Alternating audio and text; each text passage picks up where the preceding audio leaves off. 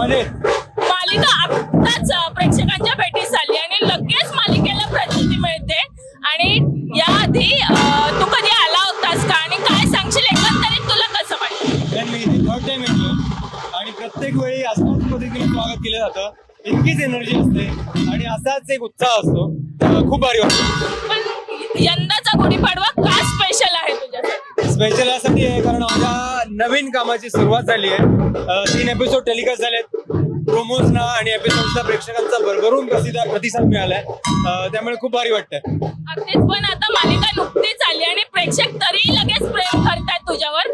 किती छान वाटतंय जेव्हा एक घोळका असा येतो आणि राजला विचारतो तुम्ही तेच ना आणि लगेच फोटो काढताय. ते बघून मला खूप छान वाटलं. तुला किती मस्त वाटलं? खूप भारी वाटतं. कुठे ना कुठे आपण अख्खी टीम मिळून जी मेहनत घेते त्या कॅरेक्टरवर, त्या सिरियलवर, त्या सीनवर ते कुठेतरी प्रेक्षकांपर्यंत पोहोचतंय आणि जे आम्हाला कन्वे करायचं त्या सीन थ्रू ते कन्वे होत आहे याचा आनंद आहे. तर सगळ्या टीम कडून मी त्यांना खूप खूप थँक्यू बोलतो. पण आता 1-2 ढोल ताशाचा आवाजही झालाच पाहिजे नाही? होणार नक्की होणार.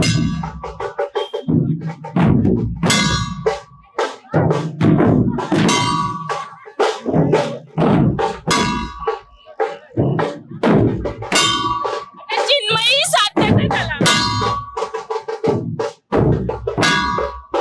चिन्मयी किती छान वाटतंय. पहिलीच मालिका आणि प्रेक्षक इतकं भरभरून प्रेम करतात तुमच्यावर. आत्ताच नुकतीच मालिका आली आणि शोभायात्रा ही डोंबिवलीच्या हिच्यासाठी खूप खास आहे कारण दरवर्षी येते.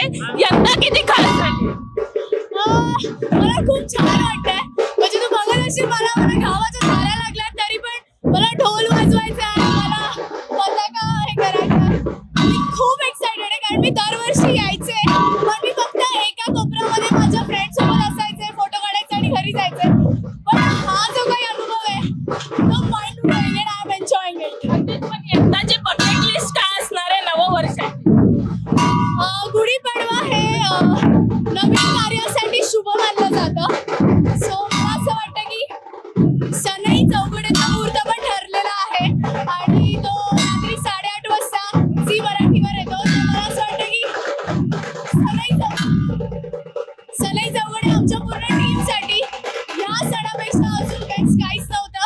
नवीन मुहूर्त, नवीन कार्य, त्यामुळे सगळं जुळून आलं आणि सगळी स्वामीची कृपा आहे.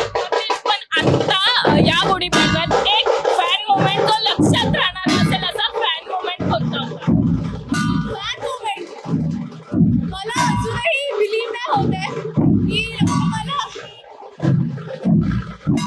म्हणजे मी इथे शोभायात्रेत येण्याआधी मी कॅबने आले आणि मला पुढे येता आले नाही तर मी चालत निघाले होते. तर तिकडेच मला सगळ्यांनी घेतलं आणि असं की मला पुढे जायचं होतं पण मी येऊ शकत नव्हते. सो त्या मोमेंटला मला असं वाटलं की आत्ताच मालिका सुरू झाले आणि सगळ्यांनी मला शर्वरी म्हणून एक्सेप्ट केलं आणि ते मला भेटायला येतात, कामाबद्दल कौतुक करतात. सो आजच्या दिवसाला तो बेस्ट फॅन मोमेंट होता. Thank you so much. आणि गुढीपाडव्याच्या खूप खूप तुम्हाला पण सर्वांना नूतन वर्षाच्या आणि गुढीपाडव्याच्या मराठी मनोरंजन सृष्टीमधील मालिका, चित्रपट, नाटक तसेच कलाकारांबद्दलच्या नवीन अपडेट्स जाणून घेण्यासाठी नक्की सबस्क्राईब करा इट्स मज्जा मराठी या आपल्या नवीन यूट्यूब चॅनलला.